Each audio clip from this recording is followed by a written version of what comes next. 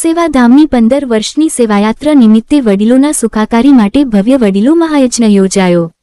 માનવસેવા અને વડીલ સેવાને પોતાના કાર્યનું કેન્દ્રબિંદુ બનાવી છેલ્લા 15 વર્ષથી નિરંતર સેવાકીય પ્રવૃત્તિઓ દ્વારા સમાજમાં અનોખું યોગદાન।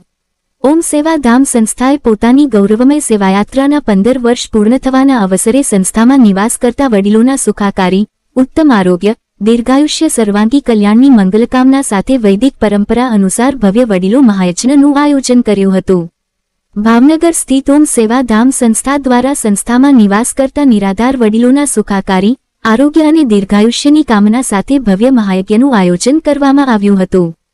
કાર્યક્રમમાં ભાવનગર પૂર્વ વિધાનસભાના ધારાસભ્ય સેજલબેન પંડ્યા, ભારતીય જનતા પાર્ટી ભાવનગર મહાનગરના પૂર્વ પ્રમુખ રાજીવભાઈ પંડ્યા, ભાવનગર મ્યુનિસિપલ કોર્પોરેશનના ચેરમેન કિશનભાઈ મહેતા તેમજ ભાવનગરના યુવા ઉદ્યોગપતિ મિતભાઈ વાઘાણી સહિત અનેક રાજકીય સામાજિક અગ્રણી વિશેષ ઉપસ્થિત રહ્યા હતા।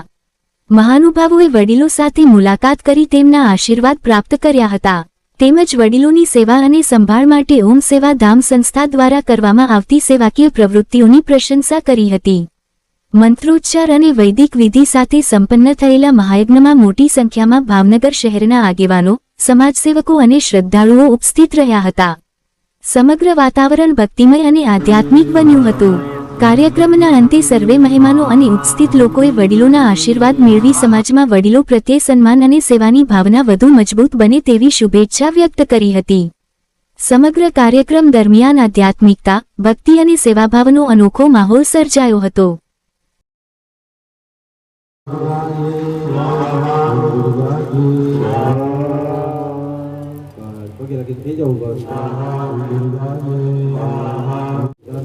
બીજા 5 વડીલો 5-6 વડીલો હમાય બેસાડી દો।